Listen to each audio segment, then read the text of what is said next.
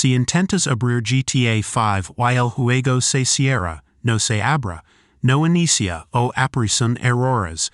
Esto puede suceder porque tus controladores no están actualizados o los archivos de GTA 5 están dañados o corruptos. Así que en este tutorial te enseñaremos diferentes soluciones para reparar GTA 5.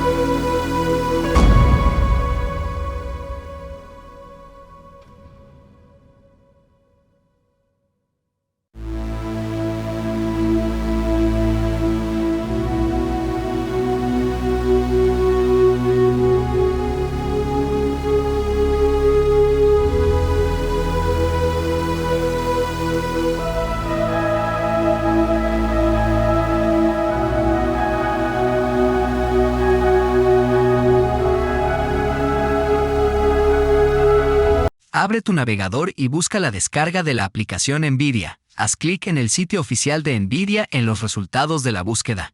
Una vez en el sitio web, haz clic en Descargar para obtener el instalador. Cuando se complete la descarga, abre el archivo y sigue las instrucciones para instalarlo. Acepta los términos y condiciones, y la aplicación se instalará automáticamente en tu computadora. Cuando se te solicite, elige entre Game Ready Driver o Studio Driver, según tus necesidades, y haz clic en Siguiente. Finalmente, haz clic en Listo. Y eso es todo.